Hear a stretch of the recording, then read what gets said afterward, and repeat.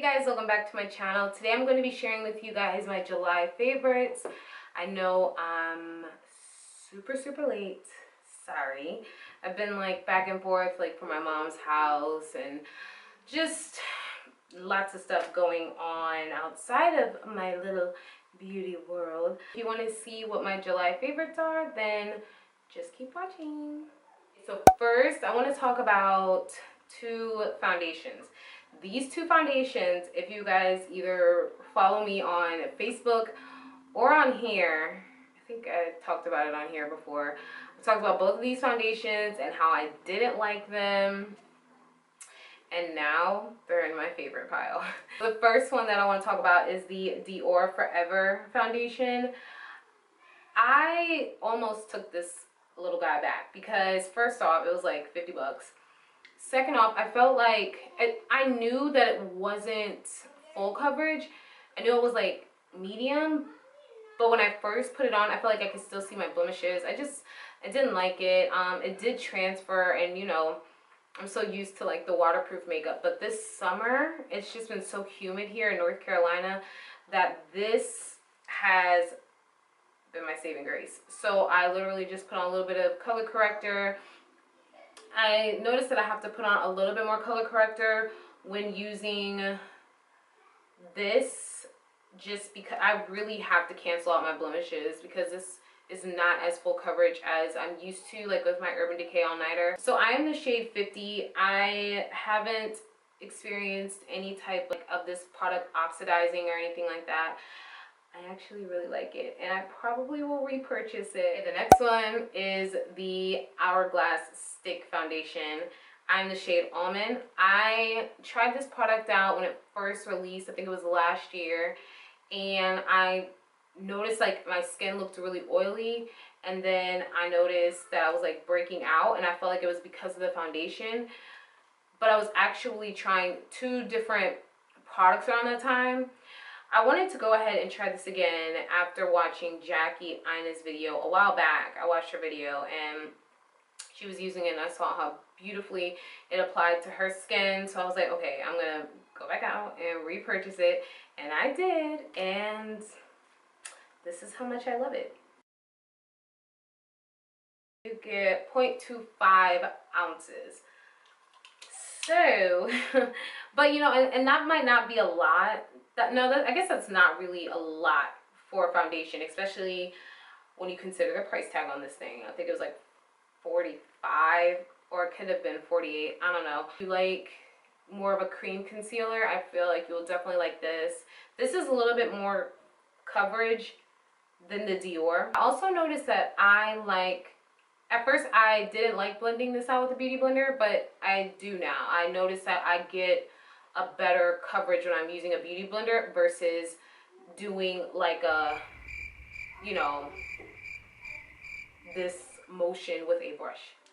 The next two products are ridiculously priced concealers, but I actually really like them. I do feel like they're worth the price because when I tell you a little bit of product goes a really long way, it really does. These are the ᴍᴜᴘᴏ Sensual Skin Enhancers. I got two different shades. I got SX09, which is lighter, like for highlight, and then I got SX14, which is closer to my actual skin range. I've used this quite frequently, and I barely touched any product. If you've ever tried the MAC Studio Finish concealers, I mean, those things are thick, but this is even thicker than that. This is my first ever ᴍᴜᴘᴏ purchase, so I'm really excited. I kind of want to see what else he has in store, but if you like his line, let me know. Okay, I want to talk about this Becca Sunlit Bronzer. I got the shade Maui Nights. I typically always use eyeshadows as like my contour shade. This one is really comparable, like really close to my MAC Raisin. I'm definitely enjoying this, and I hope this isn't like limited edition or anything because I love it. Okay, I want to talk about two lippies. They're both by Huda Beauty. I have Spiced Apple, and then I just recently purchased last week the shade Muse. They're really close, like they're more in the nude range, but I'm always looking for a good nude color for my skin tone. Muse is more of a soft pink. I don't really wear this color alone. Like, I wear this with either MAC Chestnut or MAC Currant.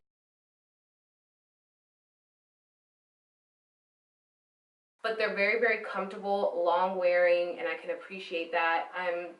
Really don't have much else to say. I'm always looking for, I love a liquid matte because I don't ever have to touch up throughout the day. But I'm always looking for a liquid matte that's comfortable and not drying. So, okay, then I'm gonna talk about lip gloss. I'm not really a gloss type of girl anymore. I used to be like heavy on gloss, but I don't really like gloss like that too much anymore. But I saw Nicole Guerrero, I think it was Nicole, yeah, Nicole Guerrero talk about this Vivid Hot Lacquer Lip by Maybelline, and I got the shade Charmer.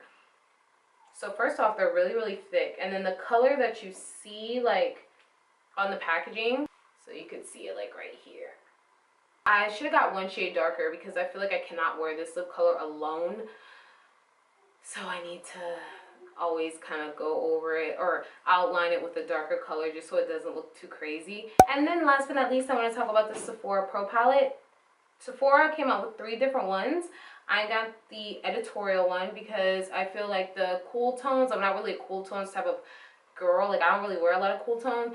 And then the warmer tone palette, I feel like I have all those shades between the Morphe 35O and then the Morphe Jaclyn Hill palette and the Tarte and the Modern, like I feel like I have all those shades. Got the editorial and I am loving it. It is $68. I've seen a lot of people talk about the fallout. I don't really think the fallout is like super crazy or nothing like that. It's the same type of fallout that you would get with any colorful palette. The only one that I could say kind of has a lot of kickback is like this blue. Like these blues seem to have more kickback than the other shades. It comes with a little sheet that has all the names, so if you want to detail your work, you can. If you guys want to see like a swatch video, just like this video and give it a thumbs up, and I will definitely do that for you guys. The shadows are bad. I'm not mad at Sephora. I am not mad at it. I've been playing with this a couple of times. I think I've done like 3 or 4 looks with it. I've also like used certain colors in here as blush and bronzer, and I'm enjoying the palette. That is it for this video. I know it's not super long, but I hope that my favorite products can become your favorite products. If you've tried any of these, please comment down below and let me know your thoughts and recommendations. Did you like them? Did you them? I want to know. Anyway, I don't have anything else to say. I love you guys so much. Thank you for watching, and see you guys next time.